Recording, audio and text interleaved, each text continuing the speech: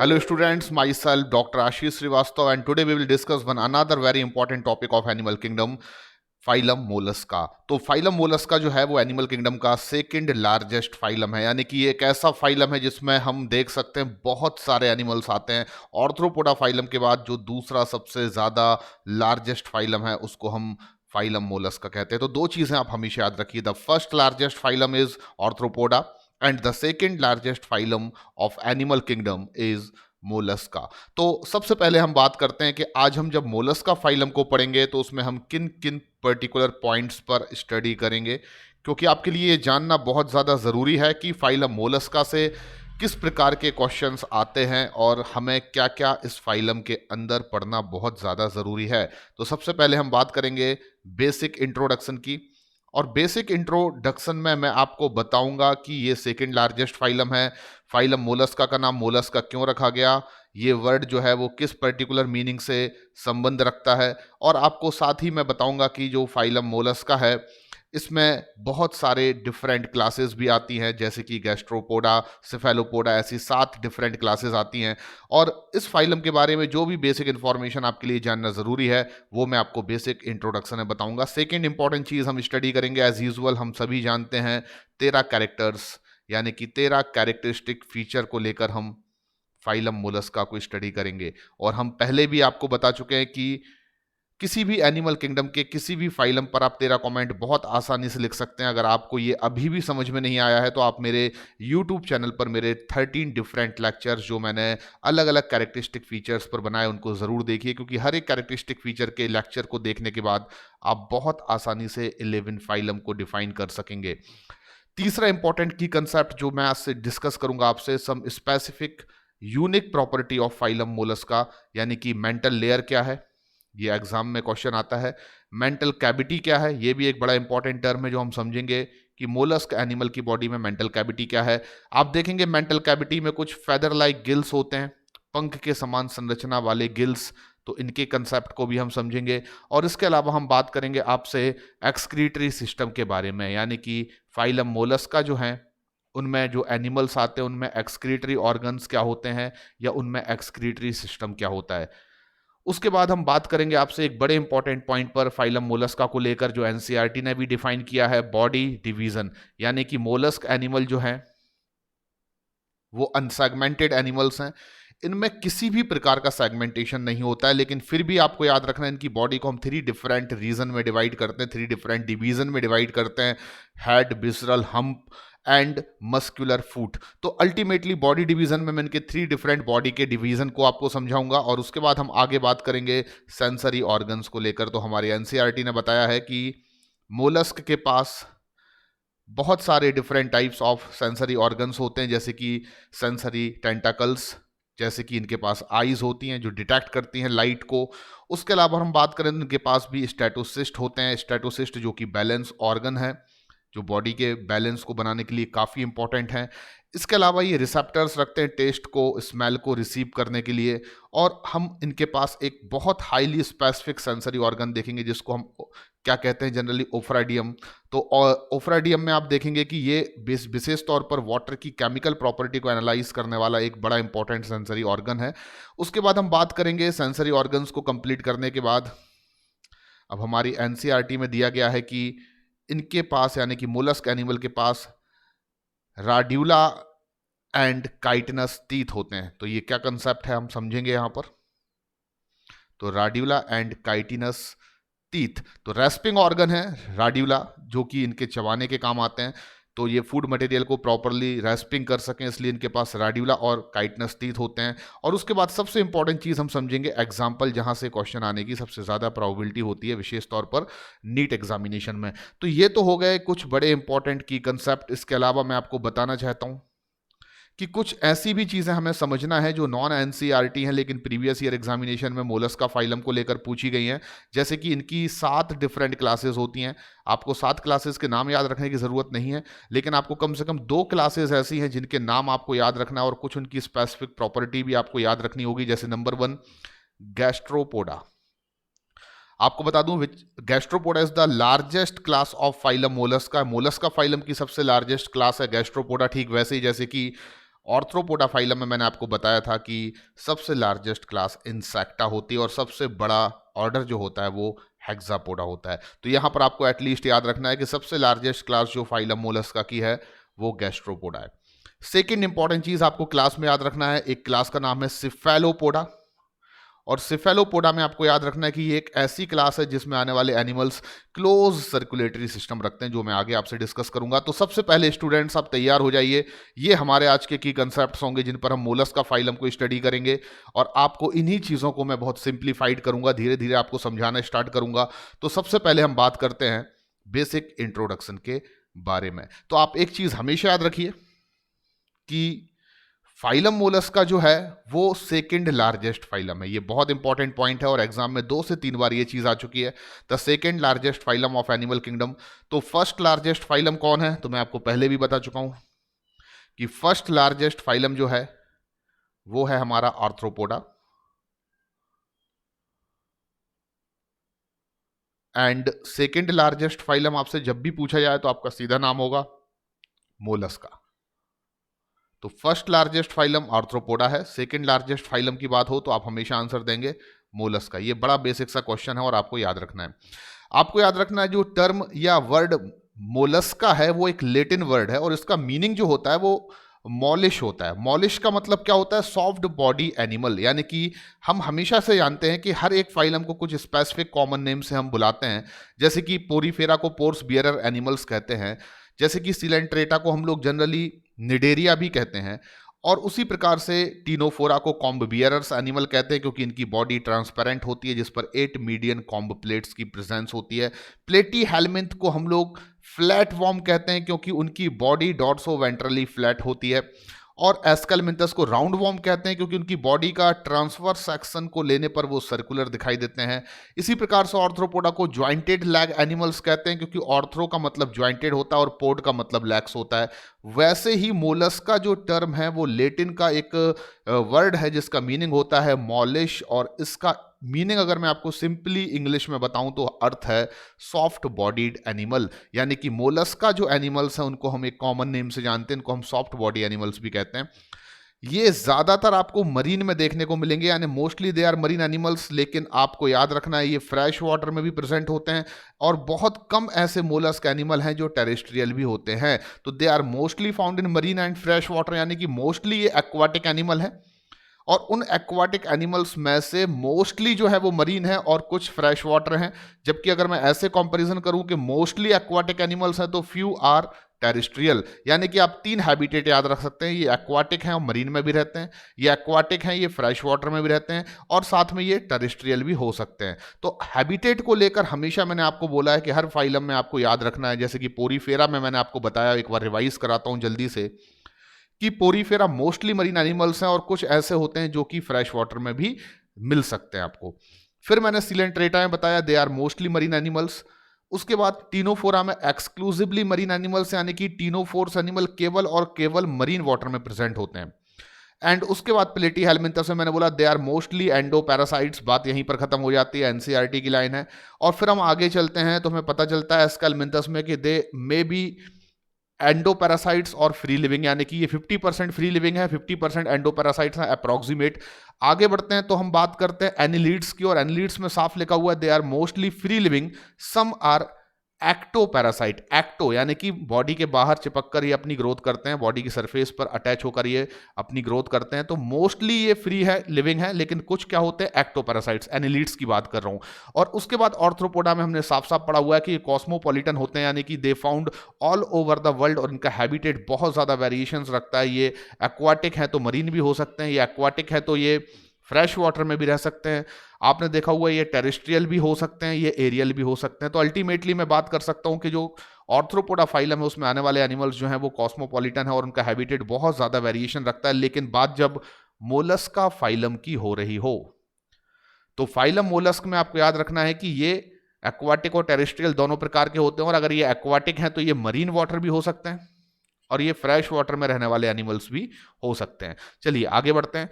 अब मैं बात करता हूं 13 इंपॉर्टेंट कैरेक्टरिस्टिक फीचर की, और एक बार फिर से मैं आपको ये चीज बताना चाहता हूं कि अगर आपने किसी भी फाइलम को पर्टिकुलरली मुझसे पढ़ने से पहले मेरे 13 इंपॉर्टेंट स्मॉल साइज लेक्चर को नहीं देखा है तो आप सबसे पहले एक एक करके 13 कैरेक्टरिस्टिक फीचर्स के मेरे लेक्चर्स को स्टडी करें, जिससे आपको बहुत आसान हो जाएगा किसी भी फाइलम पर 13 कमेंट को लिखना। तो आज वही 13 कमेंट हम मोलस्का के रिगार्डिंग लिखने जा रहे हैं। सबसे पहले लेवल ऑफ ऑर्गेनाइजेशन। तो यहां पर मैं बिना टाइम लिए आपको सीधा बता देता हूं कि इनमें लेवल ऑफ ऑर्गेनाइजेशन क्या होता है, तो आपका आंसर होगा ऑर्गन सिस्टम लेवल ऑर्गेनाइजेशन। तो मोलस्का फाइलम में आने वाले animals organ system level organisation रखते हैं, तो यहां पर हमें कोई डाउट नहीं होना चाहिए। Second important characters body symmetry, जल्दी से हम यहां पर कंप्लीट करते हैं। ये बाइलेटरल होते हैं, और हम सभी जानते हैं कि प्लेटी हेलमिंथस से लेकर कॉर्डेटा तक सभी फाइलम में बॉडी सिमेट्री बाइलेटरल होती है। एक्सेप्शनल केस केवल कहां पर आता है, एक काइनोडर्मेटा के एडल्ट में, जो कि बॉडी सिमेट्री के बेसिस पर रेडियल होते हैं। पैटर्न ऑफ डाइजेस्टिव सिस्टम तो हम सभी जानते हैं, इनमें कंप्लीट डाइजेस्टिव सिस्टम होता है, इनमें कंप्लीट डाइजेस्टिव सिस्टम होता है। And digestive system has two separate opening, one act as mouth and another act as anus. Pattern of circulatory system को लेकर बात की जाए तो यहां पर थोड़ा सा क्रिटिकल कंसेप्ट है। इनमें सर्कुलेटरी सिस्टम पहली चीज तो आपको याद रखना है प्रेजेंट होता है, क्योंकि एनिलिडा से लेकर कॉर्डेटा तक सभी एनिमल्स में सर्कुलेटरी सिस्टम प्रेजेंट होता है। लेकिन जो क्रिटिकल कंसेप्ट है वो ये है कि जो भी ऐसे मोलस्क हैं जो सिफेलोपोडा क्लास में आते हैं, जैसे कि मैंने आपसे स्टार्टिंग में ही बोला, ये क्लास बड़ी इंपॉर्टेंट है। Cephalopoda is the class of mollusc जिसमें आने वाले सभी एनिमल्स में सर्कुलेटरी सिस्टम क्लोज होता है, यानी कि केवल और केवल मोलस्क में सिफेलोपोड मोलस्क ऐसे हैं जो कि क्लोज सर्कुलेटरी सिस्टम रखते हैं। अदरवाइज जितने भी अदर क्लासेस के मोलस्क एनिमल हैं, जिनको मैं एक साथ क्या बोल सकता हूं, नॉन सिफेलोपोड, उनमें सर्कुलेटरी सिस्टम आप एज यूजुअल ओपन देखने को मिलेगा, यानी कि उनमें ओपन सर्कुलेटरी सिस्टम प्रेजेंट होगा। तो सर्कुलेटरी सिस्टम को लेकर आपको थोड़ा सा यहां पर सतर्क रहना है, क्योंकि मैं आपको बार बार हिंट कर रहा हूं कि सिफेलोपोड मोलस्क ऐसे एनिमल्स हैं या मोलस्क एनिमल हैं जिनमें क्लोज सर्कुलेटरी सिस्टम होता है। अदरवाइज नॉन सिफेलोपोड मोलस्क की बात की जाए तो उनमें सर्कुलेटरी सिस्टम क्या होता है, ओपन। आगे चलिए अगले कैरेक्टरिस्टिक फीचर पर आते हैं। आपको किसी भी टाइप का कोई भी डाउट है तो आप चैट बॉक्स पर लिख सकते हैं, आप कमेंट्स में लिख सकते हैं। अगला जो कैरेक्टरिस्टिक फीचर है that is the pattern of reproductive system, और मैं आपको बताना चाहता हूं कि पैटर्न ऑफ रिप्रोडक्टिव सिस्टम पर ये ऐसे ऑर्गेनिज्म है मोलस्क एनिमल जो प्रोडोमिनेटिंग मोड ऑफ रिप्रोडक्शन जो है वो सेक्सुअल रखते हैं, यानी कि इनमें पैटर्न ऑफ रिप्रोडक्शन में हम सीधा लिख देंगे, इनमें सेक्सुअल रिप्रोडक्शन आपको देखने को मिलेगा। तो ये सेक्सुअल रिप्रोडक्शन का मोड रखते हैं। आगे हम बात करते हैं नंबर ऑफ जर्म लेयर्स को लेकर। तो नंबर ऑफ जर्म लेयर्स के बेसिस पर दे आर ट्रिप्लोब्लास्टिक एनिमल्स, आप जानते हैं। इनमें 3 जर्म लेयर्स इनके एम्ब्रियोनिक डेवलपमेंट के टाइम पर अराइजेज होती हैं, जिनसे इनकी बॉडी के डिफरेंट टिश्यूज एंड ऑर्गन का फॉर्मेशन होता है।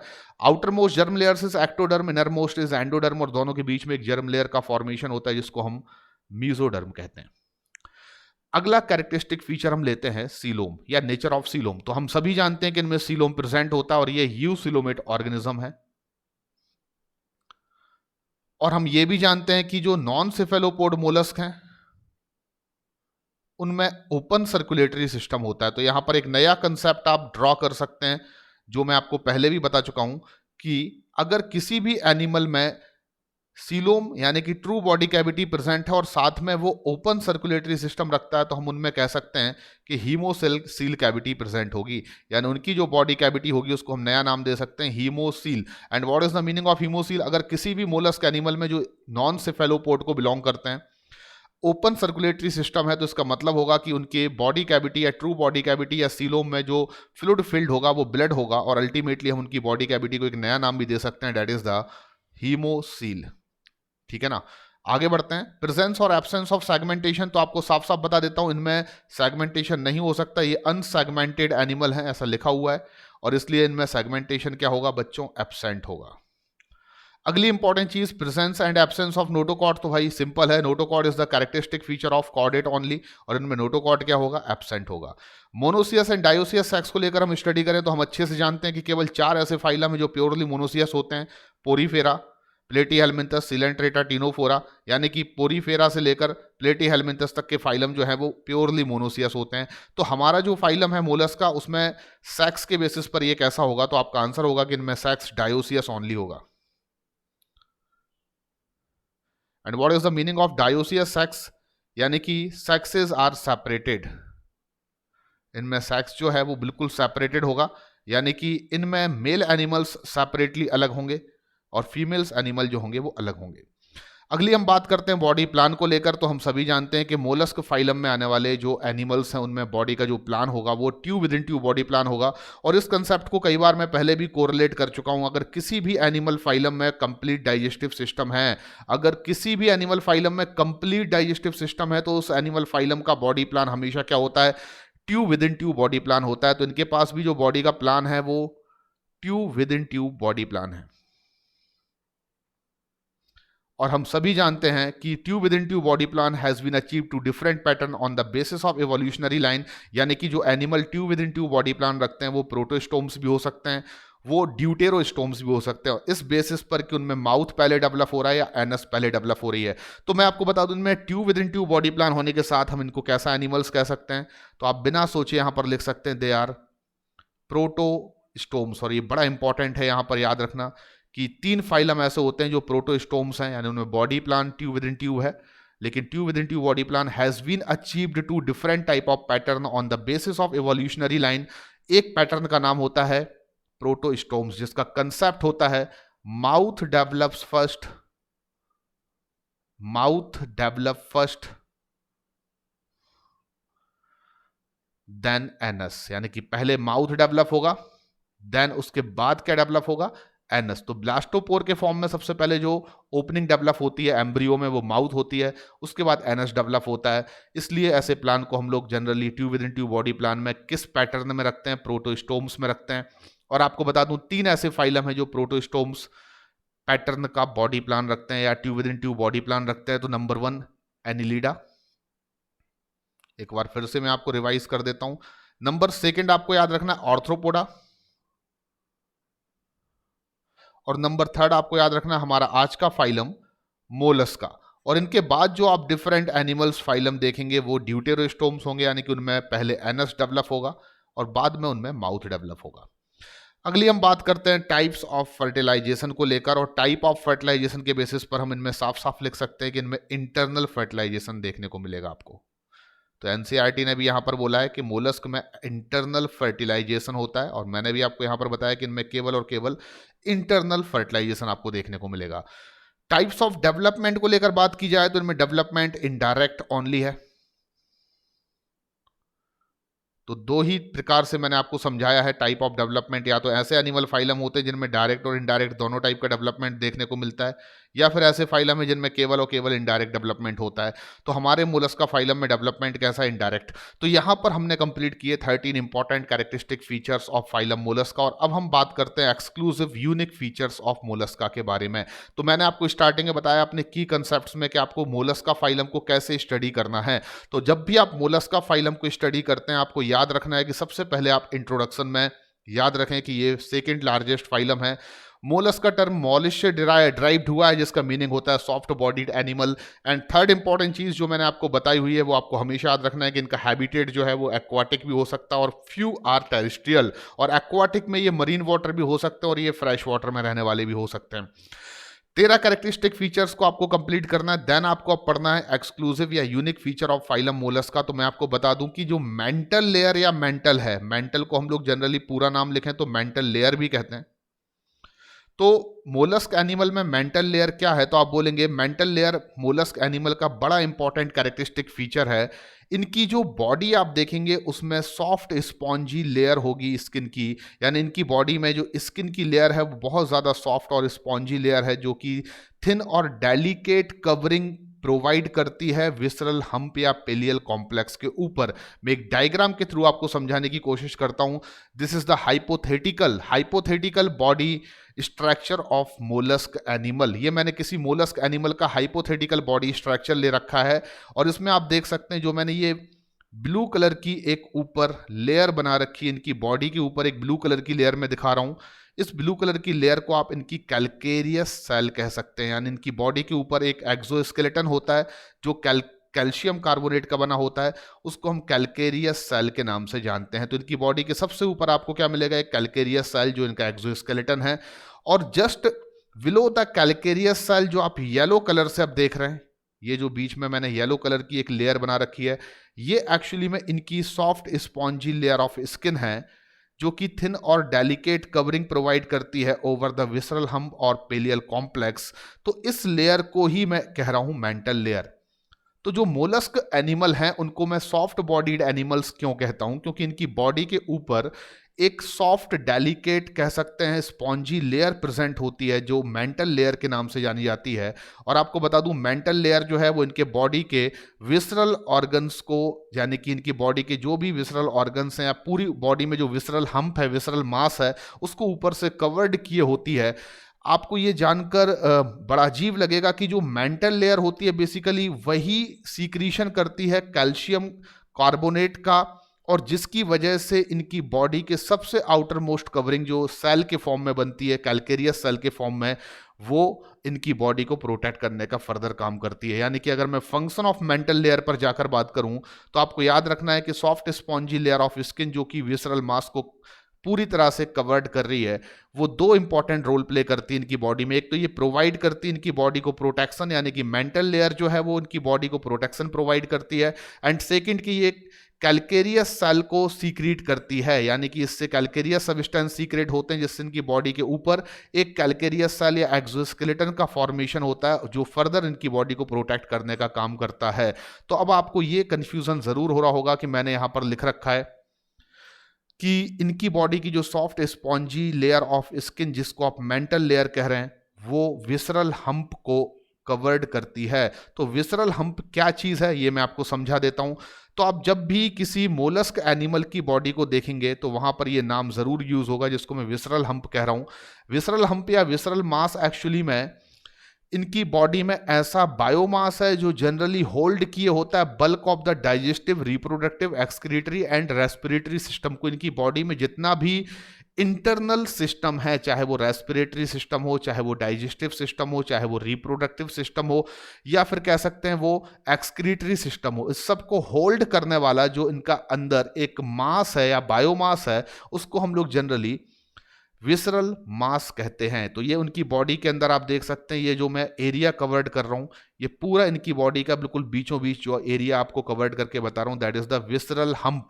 तो इनकी बॉडी में विसरल हम्प एक्चुअली में ऐसा एक मास है, बायोमास है जो होल्ड किए होता है इनके बॉडी के सभी इंपॉर्टेंट विसरल ऑर्गन्स को या visceral various type of visceral systems को, लाइक रिप्रोडक्टिव सिस्टम हुआ, डाइजेस्टिव सिस्टम हुआ, एक्सक्रीटरी सिस्टम हुआ, है ना, या फिर कह सकते हैं कि रेस्पिरेटरी सिस्टम हुआ।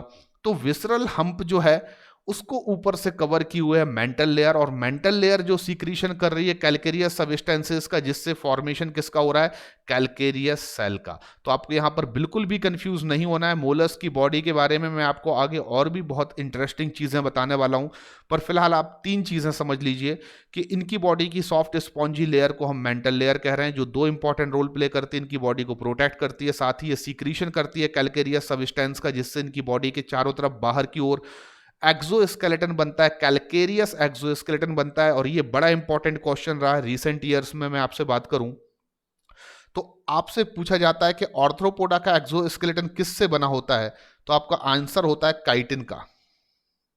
पर जब आपसे पूछा जाता है मोलस्क के पास भी एक्सोस्केलेटन होता है और वो किससे बना होता है, तो आपका आंसर होगा कैल्केरियस सब्सटेंस का। ठीक है ना।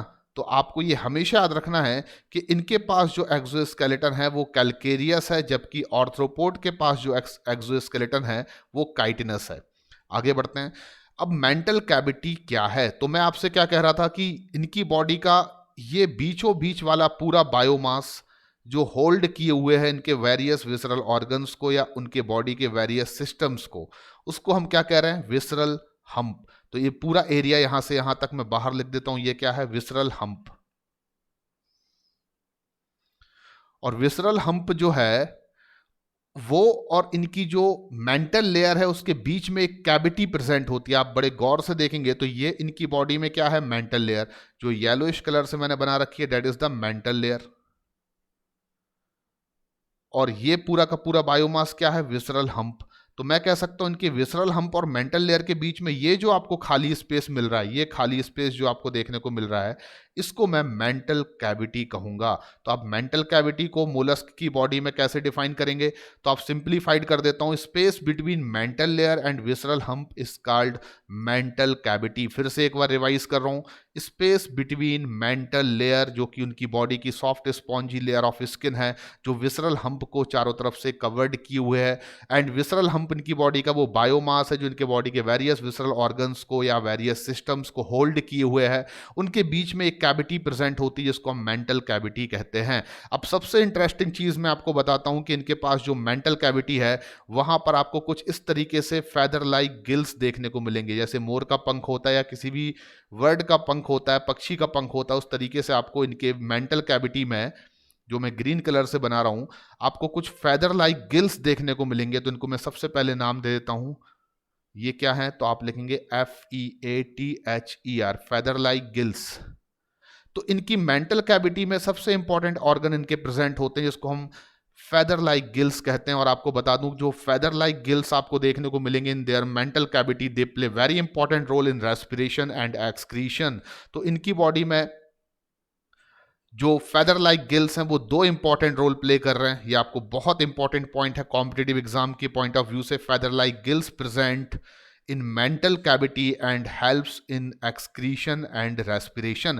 जनरली गिल्स नाम को सुनकर हमें याद होता है कि ये रेस्पिरेटरी ऑर्गन है, लेकिन मोलस्क एनिमल्स में गिल्स जो हैं वो फेदर लाइक स्ट्रक्चर्स हैं, वो उनकी मेंटल कैविटी में प्रेजेंट हैं और वो रेस्पिरेशन के साथ साथ एक्सक्रीशन में भी हेल्प करने में काफ़ी इंपॉर्टेंट रोल प्ले कर रहे हैं। ये बात अलग है कि गिल्स के अलावा भी इनके पास और भी कुछ एक्सक्रीटरी ऑर्गन्स हो सकते हैं डिफरेंट टाइप ऑफ मोलस्क में। यानी कि मोलस्क में आप देखेंगे कुछ मोलस्क एनिमल ऐसे भी हैं जो ऑर्गन ऑफ बोजानस या कैबर्स ऑर्गन को एक्सक्रीटरी ऑर्गन के फॉर्म में रखते हैं, जो मैं आपसे थोड़ी सी देर बाद डिस्कस करने वाला हूं। लेकिन फिलहाल आपको ये चीज़ अपने दिमाग में उतार लेना है कि मेंटल कैविटी का मतलब होगा कि इनकी मेंटल लेयर और विसरल हम्प के बीच की कैविटी मेंटल कैविटी है। एंड मेंटल कैविटी में जो फेदर लाइक गिल्स प्रेजेंट हैं वो दो इंपॉर्टेंट रोल प्ले कर रहे हैं। ये रेस्पिरेशन के लिए तो उत्तरदायी हैं ही, साथ में ये उत्सर्जन यानी कि एक्सक्रीशन में भी काफ़ी इंपॉर्टेंट रोल प्ले करते हैं। तो अब मैं सीधी बात करता हूँ एक्सक्रीटरी ऑर्गन्स के ऊपर, और आप अच्छे से जानते हैं कि एक्सक्रीटरी ऑर्गन एक तो हमें समझ में आ चुके हैं, यानी एक एक्सक्रीटरी ऑर्गन को आप यहाँ पर इजीली याद रख सकते हैं, वो होंगे गिल्स।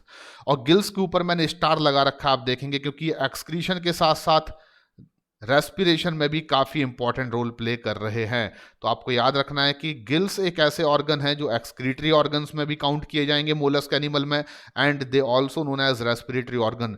अब आपको याद रखना है कि इनके पास जो गिल्स हैं, बेसिकली इनके पास जो गिल्स हैं वो रेस्पिरेशन और एक्सक्रीशन दोनों का काम कर रहे हैं। लेकिन आप देखेंगे ऑर्गन ऑफ बोजानस और एक्सक्रीटरी ग्लैंड, कुछ ऐसे मोलस्क एनिमल भी आपको मिलेंगे जिनमें एक स्पेसिफिक एक्सक्रीटरी ग्लैंड आपको देखने को मिलेगी। हर मोलस्क में ये नहीं मिलेगा आपको। देखिए बहुत ज्यादा वेरिएशंस है। कुछ मोलस्क ऐसे भी हैं जिनमें आपको एक एक्सक्रीटरी ग्लैंड की प्रेजेंस देखने को मिलेगी। उन मोलस्क में इस एक्सक्रीटरी ग्लैंड को ऑर्गन ऑफ बोजानस बोला गया है, जो कि एक पेयर स्ट्रक्चर होते हैं, यानी कि ये वन पेयर में प्रेजेंट होते हैं। And organ of Bojanus are excretory gland that serve function of kidney in some of the mollusc, यानी कि कुछ मोलस्क में ये किसकी तरह फंक्शन प्ले करती है, किडनी की तरह फंक्शन प्ले करती है। तो मैं लिख सकता हूं यहां पर that serve function of kidney.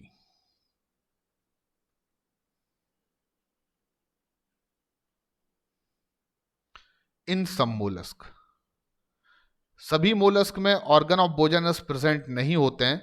आपको कुछ स्पेसिफिक मोलस्क एनिमल में एक्सक्रीटरी ग्लैंड के फॉर्म में ऑर्गन ऑफ बोजानस देखने को मिलेंगे, जो नंबर में एक पेयर होंगे, और ये भी सर्व करेंगे मोलस्क एनिमल में एक्सक्रीटरी ऑर्गन की तरह रोल या फंक्शन। तो आपको हमेशा याद रखना है कि ऑर्गन ऑफ बोजानस, कभी क्वेश्चन आ जाता है which of the following are organ या excretory organ found in mollusc. तो देखिए मोलस्क में 3 डिफरेंट एक्सक्रीटरी ऑर्गन हो सकते हैं, ये मैं बिल्कुल नहीं कह रहा हूं कि हर मोलस्क में ये तीनों एक्सक्रीटरी ऑर्गन्स होते हैं, लेकिन 3 डिफरेंट टाइप के एक्सक्रीटरी ऑर्गन्स हो सकते हैं। गिल्स तो इनकी बॉडी में एक्सक्रीशन में हेल्प कर ही रहे हैं, पर एज वेल एज कुछ मोलस्क में एक एक्सक्रीटरी ग्लैंड प्रेजेंट होती है जिसको ऑर्गन ऑफ बोजानस कहते हैं, that serve function of kidney in some mollusc. And Keber's organ के बारे में मैं आपको बता देता हूं, जिनको पेरिकार्डियल ग्लैंड के नाम से भी हम लोग जानते हैं। तो some other mollusc have another type of organ for excretion called Keber's organ. तो ये भी आपको कुछ अनदर मोलस्क में देखने को मिलेंगे जो कि एक प्रकार से उनकी एक्सक्रीटरी ग्लैंड या ऑर्गन्स हैं और एक्सक्रीशन में हेल्प करते हैं। तो यहाँ पर आपको लिस्ट बना देता हूं मैं, आपको सीधा सीधा याद रखना है, ज़्यादा इसको डिटेल में पढ़ने की ज़रूरत नहीं है। आपको याद रखना है एक्सक्रीशन में गिल्स भी हेल्प कर रहे हैं। इन सम मोलस्क एक्सक्रीशन के लिए हो सकते हैं ऑर्गन ऑफ बोजानस, तो ये भी आपको यहां पर लिखना पड़ेगा। एंड कुछ ऐसे भी मोलस्क आपको दिख सकते हैं जिनमें कैबर्स ऑर्गन प्रेजेंट होते हैं। तो ये क्वेश्चन नीट में क्योंकि आ चुके हैं इसलिए मैंने आपको इन चीज़ों को यहाँ पर ऐड किया है। आपको याद रखना है ऑर्गन ऑफ बोजानस और कैबर्स ऑर्गन दोनों एक प्रकार से देखा जाए तो एक्सक्रीटरी ग्लैंड हैं। कैबर्स ऑर्गन जो हैं वो पेरिकार्डियल ग्लैंड के नाम से भी जाने जाते हैं। और जल्दी से एक बार मैं प्रीवियस फाइलम में एक्सक्रीशन के लिए क्या फैसिलिटीज़ थी ये आपको रिवाइज कर देता हूँ। पोरीफेरा, सिलेंट्रेटा एंड टीनोफोरा में एक्सक्रीशन बॉडी सरफेस से हो रहा है, ये हम पहले से पढ़ चुके हैं। तो जल्दी से हम प्रीवियसली हमने क्या देखा है एक्सक्रीशन से रिलेटेड वो आपको बता देता हूँ कि पोरीफेरा में, सिलेंट्रेटा में एंड टीनोफोरा में आप देखेंगे कि एक्सक्रीशन के लिए इनकी बॉडी सरफेस ही रिस्पॉन्सिबल होती है। बात करें प्लेटीहेल्मिन्थस की, तो प्लेटीहेल्मिन्थ में हमने पढ़ा हुआ है कि इनके पास हाईली स्पेशलाइज्ड सेल्स होती हैं जो एक्सक्रीशन में काफ़ी इंपॉर्टेंट रोल प्ले करती हैं, जिनको हम ज्वाला कोशिका या फ्लेम सेल्स के नाम से जानते हैं। उसके बाद हम बात करें एस्केलमिन्थस फाइलम को लेकर, तो एस्केलमिन्थस से जिनको निमेटोहेल्मिन्थ भी कहा जाता है, इस फाइलम में एक्सक्रीटरी ट्यूब की प्रेजेंस होती है जो मैंने आपको बताया है। एंड एक्सक्रीटरी ट्यूब और एक्सक्रीटरी पोर्स इनमें मिलकर क्या करते हैं, एक्सक्रीशन करते हैं। अगर मैं बात करूं एनिलीडा को लेकर, तो आपने पढ़ा हुआ है कि एनिलीड्स जो एनिमल है उनके पास नेफ्रीडियम या नेफ्रीडिया होता है, तो इनके पास नेफ्रीडियम प्रेजेंट होता है as a excretory organ. And हमारा रीसेंट फाइलम जो हमने पढ़ा है ऑर्थ्रोपोडा, अगर उसकी मैं बात करूं तो आपको यहाँ पर रिव्यू दे सकता हूं कि इनके पास मालफिगियन ट्यूब्यूल्स होती है। तो ये मालफिगियन ट्यूब्यूल्स रखते हैं एज अ एक्सक्रीटरी ऑर्गन। तो देखिए मैंने यहाँ पर आपको सभी फाइलम जो अभी तक अपन ने स्टडी की उनमें एक्सक्रीशन को लेकर एक बहुत ही अच्छा और बहुत ही सिंपल रिव्यू दिया। आपको याद रखना है ये सब चीज़ें कि एक्सक्रीटरी ऑर्गन किस फाइलम में क्या है, वो आपको अभी तक के फाइलम में मैंने आपको बता दिया है कि Porifera, Coelenterata, Ctenophora body surface से एक्सक्रीशन करते हैं, ये क्वेश्चन आता है। प्लेटीहेल्मिन्थस के पास फ्लेम सेल्स होती हैं फॉर एक्सक्रीशन, एस्केलमिन्थस के पास एक्सक्रीटरी ट्यूब होती है, एनिलीड्स के पास नेफ्रीडियम होता है, ऑर्थ्रोपोडा के पास मालफिगियन ट्यूब्यूल्स होते हैं। तो मुझे लगता है अभी तक का कंसेप्ट जो है वो आपको बिल्कुल समझ में आया होगा। अब हम आगे चलते हैं और हम बात करते हैं बॉडी डिवीजन को लेकर। एक बार फिर से मैं मोलस्क एनिमल की हाइपोथेटिकल बॉडी को लेकर आपको समझाता हूं कि इन एनिमल्स में आप देख सकते हैं कि ये इनकी ओपनिंग है, एंटीरियर ओपनिंग जिसको हम माउथ कह सकते हैं, इनके एलिमेंट्री कैनाल की एंटीरियर ओपनिंग माउथ है। और यहां पर पोस्टीरियर ओपनिंग को आप एनस कह सकते हैं। इसको मैं स्टमक कह रहा हूं, इसमें कोई दिक्कत नहीं होना चाहिए। और इसको मैं इंटेस्टाइन कह सकता हूं, इसमें भी कोई दिक्कत नहीं होना चाहिए। ये इनकी मेंटल कैविटी है और मेंटल कैविटी को हमने अभी अभी डिफाइन किया है कि विसरल हम्प और मेंटल लेयर के बीच का जो स्पेस है वो मेंटल कैविटी है। एंड हम सभी जानते हैं कि मेंटल कैविटी में फेदर लाइक गिल्स प्रेजेंट होते हैं जो एक्सक्रीशन और रेस्पिरेशन दोनों में इंपॉर्टेंट रोल प्ले करते हैं। तो ये ग्रीन कलर से जो मैं स्ट्रक्चर बना रहा हूँ, they are feather like gills, जिनको आप कह सकते हैं कि they are very important organ, क्योंकि ये दोनों में इंपॉर्टेंट रोल प्ले कर रहे हैं, एक्सक्रीशन में भी और रेस्पिरेशन में भी। तो इनको मैंने लिख दिया they are feather like gills. आपको पूरी बॉडी के बारे में बताता हूँ। उसके अलावा आपको याद रखना इनकी बॉडी में यहाँ पर आप देखेंगे कुछ टेंटाकल्स प्रेजेंट होते हैं, इनके पास आईज भी प्रेजेंट होती हैं। तो ये सेंसरी टेंटाकल्स हैं जो कि आगे मैं आपको बताने वाला हूँ कि ये टच को सेंस करने का काम करते हैं। और ये इनके पास आईज होती हैं जो बेसिकली आप देख सकते हैं कि लाइट को डिटेक्ट करने का काम करती हैं। उनकी बॉडी में आप देख सकते हैं कि अब 3 डिफरेंट पार्ट में हम इनकी बॉडी को डिवाइड कर सकते हैं। अभी तक मैंने बेसिकली जो ऑर्गन्स आपको जानना ज़रूरी थे वो सभी बता दिए। मेंटल लेयर क्या है, कैलकेरियस सेल क्या है, मेंटल कैविटी क्या है, फेदर लाइक गिल्स क्या है, माउथ क्या है, एनस क्या है, टेंटाकल्स क्या है, आईज क्या है। अब मैं इनकी बॉडी को 3 डिफरेंट रीजन में डिवाइड कर सकता हूँ मोर इजीली। एक को मैं नाम दूंगा हेड, एक रीजन को मैं मस्कुलर फुट नाम दूंगा एंड एक रीजन को मैं विसरल हम्प नाम दूंगा। तो अब मैं इनकी बॉडी को 3 डिफरेंट रीजन में कैसे डिवाइड कर सकता हूं तो आपको बता देता हूं। इनकी बॉडी को 3 डिफरेंट रीजन में डिवाइड करने का तरीका है कि आप इनके इस हिस्से को जो आपको एंटीरियर पार्ट दिख रहा है इसको आप हेड बोल देंगे। ये इनका हेड पार्ट है, एक चीज हो गया। आप देखेंगे इनके पास मस्कुलर फुट प्रेजेंट होते हैं तो इनको मैं मस्क्यूलर फुट नाम दे देता हूं। एंड मस्कुलर फुट जो है वो इनके पैर हैं। और बीच में आप देख सकते हैं एक ऐसा बायोमास जो इनके वेरियस विसरल ऑर्गन्स को, इनके बॉडी के वेरियस सिस्टम को लाइक डाइजेस्टिव, रेस्पिरेटरी, एक्सक्रीटरी, उनको होल्ड किए हुए है। तो इस पूरे के पूरे रीजन को जो मैं यहाँ पर ब्लैक कलर से हाईलाइटेड कर रहा हूँ, ये पूरा का पूरा रीजन, इसको मैं नाम दे सकता हूँ विसरल हम्प।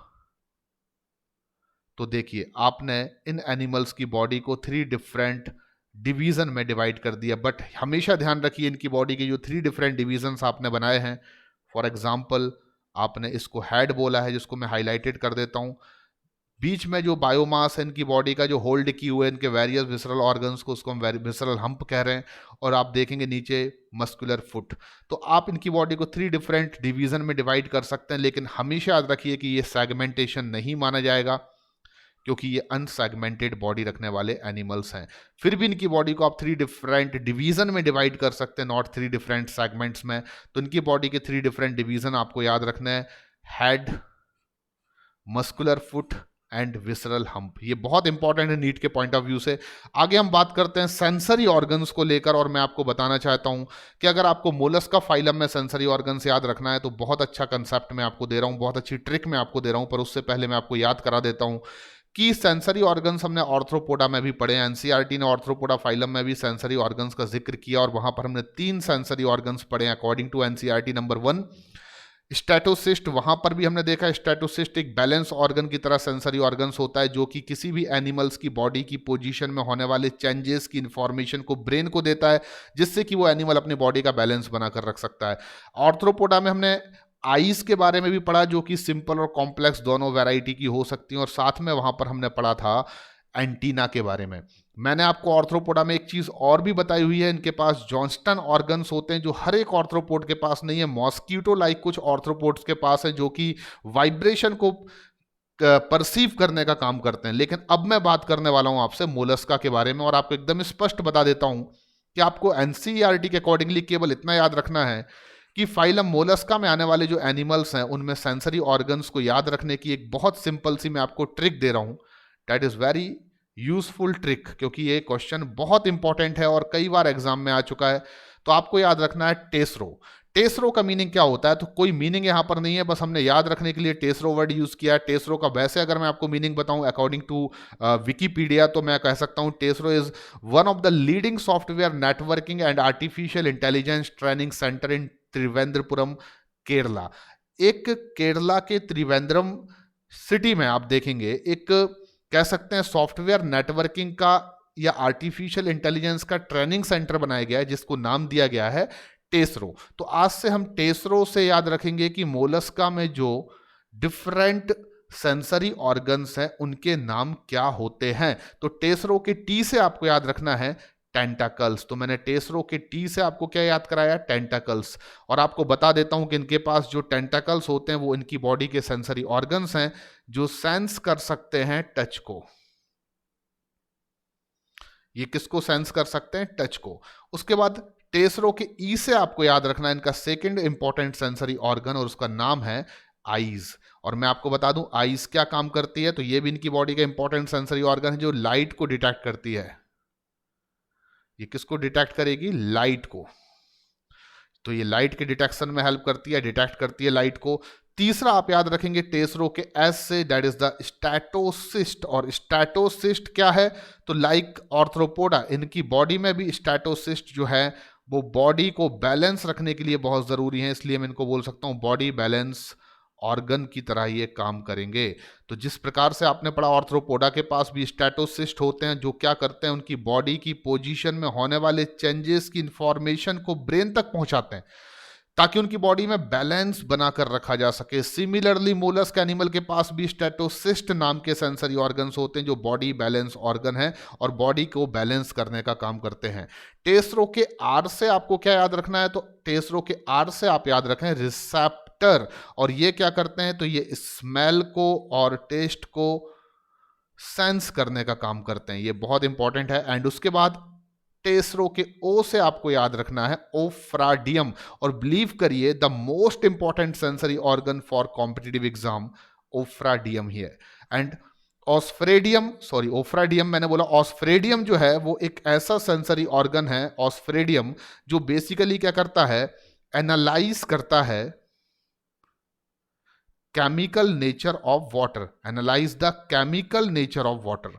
तो ऑस्फ्रेडियम जो है वो एक ऐसा कह सकते हैं सेंसरी ऑर्गन है जो एनालाइज करता है केमिकल नेचर ऑफ वाटर। तो कई बार ये क्वेश्चन नीट में आ चुका है, फिर से मैं आपको एक बार सतर्क करना चाहता हूं कि इस क्वेश्चन के आने की प्रोबेबिलिटी हमेशा से ज्यादा होती है। ऑस्फ्रेडियम मोलस्का में एक ऐसा सेंसरी ऑर्गन है जो एनालाइज करता है केमिकल नेचर ऑफ वाटर को, दैट इज वेरी इंपॉर्टेंट। आगे हम बात करते हैं हमारी एनसीईआरटी में मोलस्का एनिमल के बारे में लिखा हुआ है कि इनके पास राड्यूला एंड काइटिनस टीथ होते हैं। तो मैं आपको एकदम स्पष्ट कर देता हूं कि राड्यूला जो है वो एक रेस्पिंग ऑर्गन है। आप राड्यूला को क्या मान सकते हैं कि ये एक रेस्पिंग ऑर्गन है, और रेस्पिंग ऑर्गन का मतलब कि राड्यूला और काइटिनस टीथ मिलकर इनके फूड मटेरियल को चबाने में काफ़ी इनकी हेल्प करती हैं। तो आप देख सकते हैं यहाँ पर मैं माउथ पार्ट दिखा रहा हूँ मोलस्क का, this is the mouth part of the mollusc. उसमें इस तरीके से जो आपको ये स्ट्रक्चर दिख रहा है टंग लाइक स्ट्रक्चर, एक्चुअली में राड्यूला जो है वो टंग लाइक स्ट्रक्चर है, जैसे हमारी जीभ होती है उसी प्रकार से एनिमल में टंग लाइक स्ट्रक्चर जो है उसको आप राड्यूला कह रहे हैं। और ये टंग लाइक स्ट्रक्चर जो राड्यूला है उस पर आप देख सकते हैं काइटिन के बने हुए टीथ प्रेजेंट होते हैं, और राड्यूला एंड काइटिनस टीथ दोनों मिलकर रेस्पिंग ऑर्गन की तरह एक्ट करते हैं, यानी कि वो भोजन को या फूड मटेरियल को चबाने में इन एनिमल्स की क्या करते हैं, हेल्प करते हैं। तो आपको यहाँ पर बहुत अच्छे से मैं एक और रिव्यू देता हूँ। Chitin is very important homopolysaccharide, यहाँ पर मैं आपको एक रिव्यू देना चाहता हूँ। काइटिन हमारे सिलेबस में कई बार ऐसा नाम है जो यूज होता है, तो आप नोट कर लीजिए। यहाँ पर मैं आपको काफी इंपॉर्टेंट इंफॉर्मेशन बता रहा हूँ। काइटिन एक होमोपॉलीसैकेराइड है, आप हमेशा याद रखिए, इस पर एक क्वेश्चन हमेशा नीट में आता है। और जो काइटिन एक होमोपॉलीसैकेराइड्स है, आपको याद रखना है कि इसकी दूसरी इंपॉर्टेंट प्रॉपर्टी मैं आपको बता दूं, it is the polymer of N acetyl glucose amine. ये भी हमारी एनसीईआरटी में लिखा हुआ है, एन एसिटिल ग्लूकोज अमाइन। तो ये एन एसिटिल ग्लूकोज अमाइन का क्या है, पॉलीमर है, यानी कि N acetyl glucose amine is the monomer unit of chitin. Third important चीज आपको याद रखना है कि एन एसिटिल ग्लूकोज अमाइन को बायोमोलिक्यूल्स में क्या बोला गया है, केमिकली मॉडिफाइड शुगर। तो एन एसिटिल ग्लूकोज अमाइन एक केमिकली मॉडिफाइड शुगर है जिसका पॉलीमर है काइटिन, जो कि एक होमोपॉलीमर है। फंगल सेल वॉल भी काइटिन की बनी होती है, तो यहां भी काइटिन का नाम यूज होगा फंगल सेल वॉल के फॉर्मेशन में। आपको बता दूं कि आर्थ्रोपोड का एक्सोस्केलेटन भी जो होता है वो काइटिन का बना होता है। आर्थ्रोपोड्स का जो एक्सोस्केलेटन है वो भी काइटिन से बना होता है। और आज हमने एक और नई चीज यहां पर पढ़ी कि जो मोलस्क एनिमल हैं, मोलस्क का एनिमल हैं, उनमें आप देखेंगे काइटिन के बने हुए यानी कि काइटिनस टीथ प्रेजेंट होते हैं जो उनके फूड मटेरियल को चबाने में हेल्प करते हैं। तो देखिए काइटिन के रिगार्डिंग मैंने आपको बहुत सारी चीजें यहां पर बता दी हैं, आप और डिटेल में पढ़ेंगे अगर तो आपको बता देता हूं कि काइटिन जो है उसकी एक और important property, it is second most abundant, chitin is the second most abundant organic compound in biosphere, यानी पूरे बायोस्फीयर में काइटिन जो है वो second most abundant organic compound भी है। तो देखिए मैंने यहां पर आपको काइटिन को लेकर इसलिए ये डिस्कशन किया क्योंकि आपको ये पूरी एनसीईआरटी में जगह जगह देखने को मिलेगा काइटिन के बारे में। लेकिन जो भी काइटिन के बारे में एनसीईआरटी में लिखा हुआ है वो मैंने यहाँ पर कंपाइल कर दिया है ताकि आपको नहीं भूलना है। काइटिन काफ़ी इंपॉर्टेंट कह सकते हैं ऑर्गेनिक कंपाउंड है जो नेचर में बात की जाए तो होमोपॉलीसैकेराइड है, और ये एन एसिटिल ग्लूकोज अमाइन के मोनोमर्स के पॉलीमराइजेशन से बनता है। ये केमिकल मॉडिफाइड शुगर भी मानी जाती है। फंगल सेल वॉल भी काइटिन की बनी होती है। ऑर्थ्रोपोडा का एक्सोस्केलेटन भी काइटिन का बना होता है। मोलस्का के टीथ जो हैं वो काइटिनस होते हैं। And chitin second most abundant organic compound in biosphere भी माना जाता है। और आपको अगर याद हो तो आपने एनिलीड्स में भी एक चीज पढ़ी हुई है, जो मैं आपको यहां पर एक बार फिर से रिवाइज करा देता हूं कि फाइलम एनिलीडा में आपने पढ़ा हुआ है कि इनके पास सिटाई होते हैं जो कि काइटिन के बने होते हैं। तो आपने वहां देखा है कि इनके पास काइटिनस सिटाई होते हैं, यानी कि नेरिस जो है उसके पास पैरापोडिया होते हैं और पैरापोडिया विद सिटाई। लेकिन अर्थवॉर्म के पास पैरापोडिया नहीं होते, उनमें केवल सिटाई स्ट्रक्चर्स प्रेजेंट होते हैं जो काइटिन से बने होते हैं। और वो उनके बॉडी जब मस्कुलर मूवमेंट की वजह से आगे की तरफ एनिमल्स को ले जाती है तो वो एनिमल्स जो हैं वो पीछे की ओर ना खिसकें, इसमें इनकी ये काइटिनस सिटाई जो है स्पेशली इन अर्थवॉर्म वो काफ़ी हेल्पफुल होते हैं। तो इसके बारे में मैं आपको ऑलरेडी एनिलिडा फाइलम में बता चुका हूं। तो काइटिन के बारे में जितना गुणगान किया जाए उतना कम है। एनसीईआरटी में बार बार ये नाम यूज हुआ और यहां से एक क्वेश्चन आएगा और वो क्वेश्चन इन सभी पॉइंट्स में से कहीं ना कहीं हो सकता है। चलिए हम आगे बात करते हैं एग्जाम्पल्स को लेकर। तो अब हम सबसे इंपॉर्टेंट मोड पर आते हैं और हमें यहां पर अब सीखना है कि मोलस्क फाइलम जो है उसमें आने वाले एनिमल्स के एग्जाम्पल। तो आपको मैं बता देता हूं, सबसे पहले एक कहानी यहां पर हम स्टार्ट करते हैं। देखिए, हमेशा हर फाइलम में मैं आपको कोई ना कोई एक कहानी से एग्जाम्पल याद कराने की कोशिश करता हूं। आज के हमारे इस फाइलम में भी एग्जाम्पल को याद रखने के लिए एक छोटी सी कहानी को आपको सुनना होगा। तो आप तैयार हैं? अगर आप तैयार हैं कहानी को सुनने के लिए तो बहुत अच्छी बात है। आप देखेंगे कि इस कहानी में एक पापा होते हैं, इस कहानी में एक मम्मी होती हैं और उनके बच्चे होते हैं। तो आज की कहानी में एक मदर हैं, एक फादर हैं और उनके कुछ बच्चे हैं। यहां पर तो दो ही दिख रहे हैं, पर दो नहीं, इनके 3-4 बच्चे हैं, केवल दो ही फोटो खिंचवाने आए हैं। अब होता यह है कि जो बच्चे होते हैं वो अपने मदर एंड फादर से जिद कर बैठते हैं कि उन्हें एक जूलॉजिकल पार्क में घूमने जाना है। यानी बच्चों ने माँ बाप से एक जिद की है कि उनको घूमने के लिए एक जूलॉजिकल पार्क में जाना है, एक जू में जाना है, ऐसे समझें आप। और जूलॉजिकल पार्क में जाने के बाद उनको आज कुछ भी हो जाए ऑक्टोपस देखना है। तो बच्चों ने क्या जिद पकड़ रखी है अपने मम्मी पापा से कि आज उनको जूलॉजिकल पार्क जाना है। और जूलॉजिकल पार्क जाने के बाद उनको किन को देखने की इच्छा हो रही है? ऑक्टोपस को देखने की इच्छा हो रही है।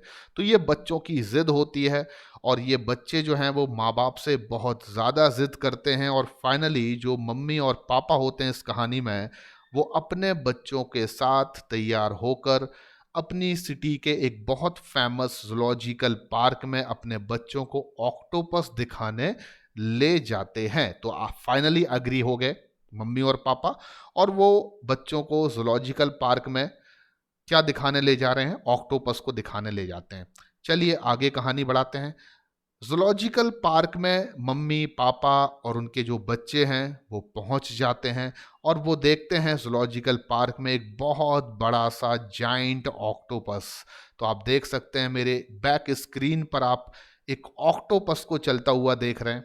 और ये बच्चे जो हैं वो इस ऑक्टोपस को जूलॉजिकल पार्क में जब देखते हैं तो उनकी खुशी का कोई ठिकाना नहीं होता, यानी कि वो बहुत खुश होते हैं, बहुत ज़्यादा मज़ा आता है। अब मम्मी और पापा बच्चों से बोलते हैं कि बेटा ऑक्टोपस तो तुमने देख लिया, अब चलो हम अपने घर वापस चलते हैं। लेकिन बच्चों का ऑक्टोपस को देखने का जो जुनून है या कह सकते हैं उनका जो मन है वो पूरी तरह से भरने को तैयार ही नहीं है। बच्चों को लग रहा है कि वो बार बार ऑक्टोपस को देखें, जितने बार हो सकता है उतने बार ऑक्टोपस को देखें, क्योंकि ऑक्टोपस जो है वो उनको बहुत ज़्यादा पसंद आ रहा है। फाइनली बच्चे मचलने लगते हैं। मदर और फादर यानी मम्मी पापा बोलते हैं बच्चों से चलो बेटा घर चलना है। लेकिन एक बच्चा अपने पापा की शर्ट खींचने लगती है, एक बच्चा पापा का पैर पकड़ लेता है, कोई उनके सिर पर मारना शुरू कर देता है, कोई भागने लगता है जिसको मम्मी पकड़ने के लिए जाती हैं। बच्चे किसी भी कंडीशन में ऑक्टोपस को फिर से देखे बिना जाने को तैयार नहीं होते। उनकी एक ही जिद होती है कि वो बार बार उस ऑक्टोपस को देखना चाहते हैं। फाइनली इतनी सब बातें होने के बाद उस जूलॉजिकल पार्क का जो मैनेजर होता है, बड़ी बड़ी दाढ़ी वाला जो आपको दिख ही रहा होगा, वो इन पेरेंट्स के पास आता है और इन पेरेंट्स के पास आके पूछता है कि आखिर बच्चे किस बात को लेकर इतनी ज़्यादा जिद कर रहे हैं। तो पेरेंट्स का कहना होता है कि बच्चों को बार बार ऑक्टोपस देखना है और मैं थक चुका हूं, आज सुबह से मैंने चाय तक नहीं पी है। इन बच्चों की जिद पूरी करने के लिए इनको मैं इस जूलॉजिकल पार्क में लेकर आया और एक बार ऑक्टोपस दिखा दिया, पर ये कह रहे हैं उन्हें बार बार ऑक्टोपस देखना है और मैंने आज सुबह से चाय तक नहीं पी है। तब उस जूलॉजिकल पार्क का मैनेजर बोलता है कि फिर से ऑक्टोपस देखेंगे। क्या बोल रहा है? फिर से ऑक्टोपस देखेंगे, पहले आप चाय लो। यानी कि मैनेजर बहुत अच्छा इंसान है और वो चाहता है कि आप पहले चाय पी लीजिए और उसके बाद बच्चों की जिद भी पूरी कर देंगे और फिर से हम किसको देखेंगे? ऑक्टोपस को देखेंगे। तो ये हमारा जो मैनेजर है वो हमसे कह रहा है फिर से ऑक्टोपस देखेंगे,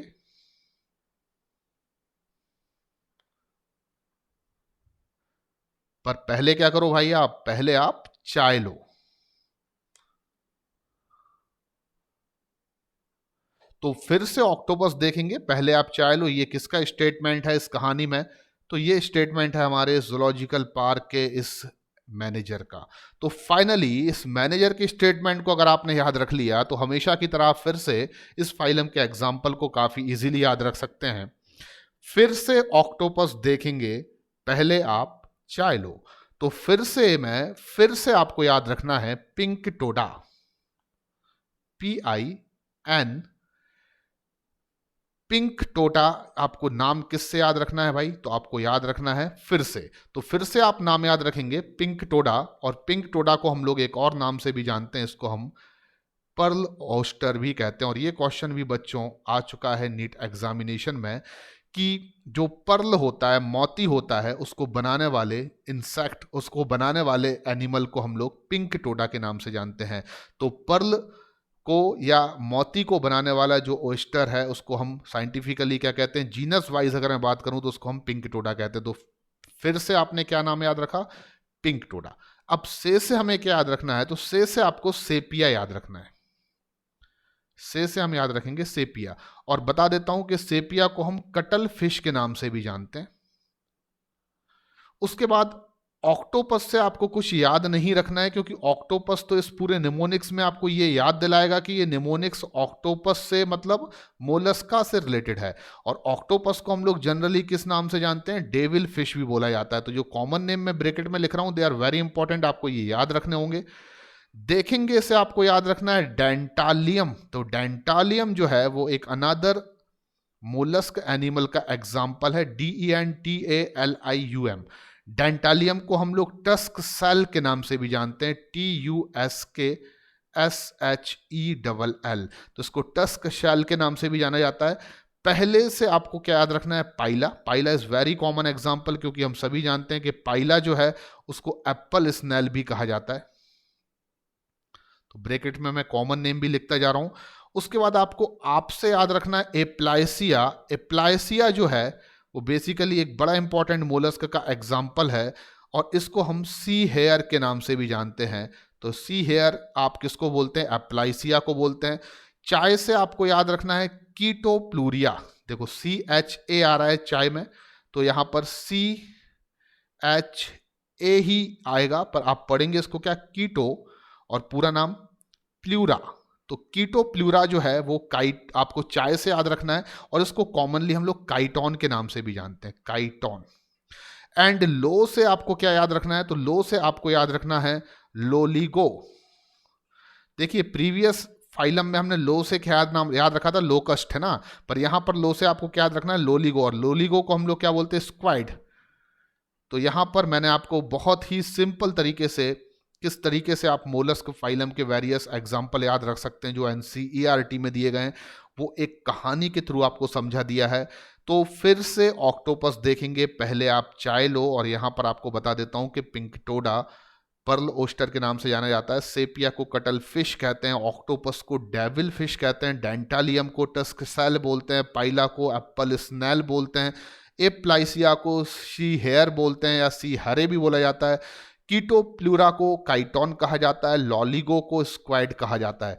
अब हम बात करते हैं कुछ ऐसी इंपॉर्टेंट चीज़ों की, that is the other information. आपको याद रखना, ये स्लाइड जो मैं आपको बता रहा हूँ ये आपको पूरी पढ़ने की ज़रूरत नहीं है। इसमें केवल जो मैं आपको इन्फॉर्मेशन दे रहा हूं वो आप अपनी कॉपी पर नोट कर सकते हैं, that is non NCERT part. लेकिन आपके प्रीवियस ईयर में ये क्वेश्चन आ चुके हैं, इसलिए मुझे यहाँ पर आपको कुछ चीज़ें बताना पड़ेंगी। तो मैं आपको बता देता हूं सबसे पहले कि टोटल मोलस्का की 7 क्लासेस होती हैं। कितनी क्लासेस होती हैं? 7। आपको कोई भी क्लास का नाम याद रखने की जरूरत नहीं है, आप केवल एक क्लास नाम याद रखें जिसका नाम है गैस्ट्रोपोडा, और एक क्लास का नाम याद रखें जिसका नाम है सिफेलोपोडा। तो आपको दोनों क्लासेस की कुछ खासियत बता देता हूं। गैस्ट्रोपोडा जो क्लास है that is the largest class of phylum Mollusca. तो इसमें आप याद रखें ये largest class of phylum Mollusca है। तो सबसे लार्जेस्ट क्लास मोलस्का फाइलम की कौन सी है? तो आपको याद रखना है गैस्ट्रोपोडा। ये क्वेश्चन आ चुका है, इसलिए मैंने आपको यहां पर यह चीज लिखवाई। मोलस्का खुद एक सेकेंड लार्जेस्ट फाइलम है, पर मोलस्का जो सेकेंड लार्जेस्ट फाइलम है उसकी सबसे लार्जेस्ट क्लास कौन सी है? तो आपका आंसर होगा गैस्ट्रोपोडा। तो ये आपको याद रखना है। एंड सेकेंड इंपॉर्टेंट चीज जो आपको अपने नोटबुक में लिख लेना है, बहुत इंपॉर्टेंट है, सिफेलोपोड्स के बारे में मैं आपको बता रहा हूं। ये ऐसे मोलस्क हैं जो एडवांस हैं, इनको एडवांस मोलस्क कहा जा सकता है, और इनके पास क्लोज सर्कुलेटरी सिस्टम आपको देखने को मिलेगा। तो ये एडवांस मोलस्क है, इनमें क्लोज सर्कुलेटरी सिस्टम आपको देखने को मिलेगा। एक बार एग्जामिनेशन में एक और इंपॉर्टेंट चीज गैस्ट्रोपोडा के रिगार्डिंग पूछी गई थी, और वो शब्द था TORSION, यानी कि टॉर्सन। टॉर्सन का मतलब क्या होता है? तो मैं आपको बता दूं कि गैस्ट्रोपोडा एनिमल्स जो हैं वो अदर मोलस्क एनिमल्स से बिल्कुल डिफरेंट हैं, वो भी स्पेसिफिकली अपनी एक बड़ी इंपॉर्टेंट प्रॉपर्टी के बेसिस पर, जिसको हम टॉर्सन कहते हैं। टॉर्सन का कंसेप्ट केवल इतना होता है कि जो गैस्ट्रोपोडा क्लास में आने वाले एनिमल्स हैं वो अपनी लार्वल स्टेजेस में आपको देखने को मिलेगा कि अपनी बॉडी को कुछ इस तरीके से ट्विस्ट कर लेते हैं। यानी कि एनिमल की बॉडी जनरली कैसी होती है? ऐसी। हम इस एंड को उसका एंटीरियर एंड बोलते हैं, और इसको हम उसका क्या बोलते हैं? Posterior and. कुछ ऑर्गन पोस्टेरियर एंड्स पर होते हैं, कुछ ऑर्गन्स एंटीरियर एंड पर होते हैं। लेकिन गैस्ट्रोपोडा फाइलम में आप देखेंगे कि लार्वल स्टेज के समय पर गैस्ट्रोपोडा क्लास को बिलोंग करने वाले मोलस्क एनिमल्स अपनी बॉडी की 180 डिग्री पर, कितने पर? 180 डिग्री पर इस तरीके से ट्विस्टिंग कर लेते हैं कि वो अपनी बॉडी के पोस्टीरियर रीजन को ट्विस्ट करके एंटीरियर साइड पर ले आते हैं। यानी कि जो ऑर्गन पोस्टीरियर साइड पर होते हैं वो एंटीरियर एंड पर शिफ्ट हो जाते हैं। तो इस तरीके से 180 डिग्री पर इनकी लार्वल स्टेज में इनकी बॉडी की इस ट्विस्टिंग को हम लोग टॉर्सन के नाम से जानते हैं। तो what is the meaning of torsion? That is the very important characteristic property of class Gastropoda, जो इस क्लास को अनादर मोलस्क क्लासेस से डिफर बनाती है। और वो है ये कि ये एनिमल्स जो गैस्ट्रोपोडा क्लास में आते हैं वो अपनी लार्वल स्टेजेस में अपनी बॉडी को 180 डिग्री पर इस तरीके से ट्विस्ट करते हैं कि जो पोस्टीरियर रीजन पर उनके ऑर्गन्स हैं वो एंटीरियर रीजन पर शिफ्ट हो जाते हैं। हालांकि आपको बता दूं, जब ये एनिमल्स अपनी लार्वल स्टेज से अडल्ट स्टेज में आते हैं तो एज यूजुअल उनकी बॉडी के ऑर्गन जो एंटीरियर होना चाहिए वो एंटीरियर होते हैं, पर जो पोस्टीरियर होना चाहिए वो पोस्टीरियर होते हैं, यानी कि उनकी ये ट्विस्टिंग जो है वो खत्म हो जाती है। तो टॉर्सन की कैरेक्टरिस्टिक प्रॉपर्टी गैस्ट्रोपोडा में आपको उनकी लार्वल स्टेजेस में देखने को मिलेगी। That is another very important term, क्योंकि ये नीट एग्जामिनेशन में पूछा जा चुका है, प्रीवियस ईयर पेपर्स में ये क्वेश्चन पूछा जा चुका है। तो आई होप कि आपने बहुत एंजॉय किया होगा फाइलम मोलस्का को, और आपको वो सभी कैरेक्टरिस्टिक प्रॉपर्टी फाइलम मोलस्का में जो आपको पढ़ना बहुत ज़रूरी है, जो आपको जानना बहुत ज़रूरी है, वो सब कुछ समझ में आया होगा। Thank you very much. अगर आपको लेक्चर पसंद आया तो आप लाइक करना मत भूलिए, और आपने अगर अभी तक मेरे चैनल को सब्सक्राइब नहीं किया है तो सबसे पहले आप मेरे चैनल को सब्सक्राइब कीजिए। Thank you very much.